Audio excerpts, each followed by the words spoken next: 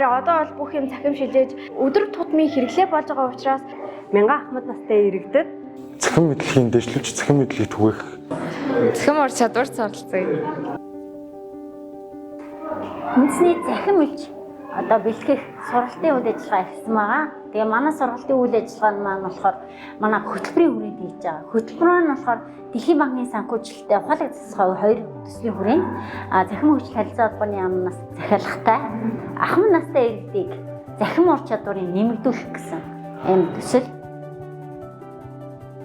За манай сургалтын хөтөлбөр маань нийтдээ 12 цагийн танхимын сургалт байгаа. За үүн дээр болохоор сурагч багш нарт зориулагдсан одоо сургалтууд болон хэрхэн одоо анги танхимыг мэдэрхүү одоо ахмад настуудтай хэрхэн харьцах уу гэдэг сургалтууд явахаас гадна яг ухаалаг утас одоо цахим хэрэглээ, цахим аюулгүй байдал, төрийн үйлчлэгээ гэсэн яг нөө цахим ур чадвар чиглэсэн одоо нийт 12 цагийн сургалт байгаа.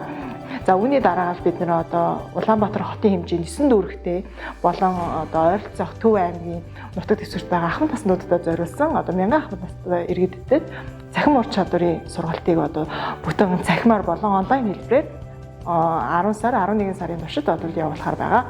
За энэ ухаалаг төсөл хоёр хөтөлбөрийн дижитал цахим элчнэрийг бэлтгэх энэ хөтөлбөрт за юм Монголын Мусын үйлдвэрийн газар болохоор яг сургалтын тал дээр за хөтөлбөрийн бослуулсан за арга зүйн зөвлөгөө өгч ажилласан за мөн тухайн багш нарыг одоо бэлтгэх сургалтуудыг юм Монголын Мусын үйлдвэрийн газрын за ер нь захим ур чадварын газар бүрэн бүлтгүүнээр ажиллаж байна гэж ойлгож байна.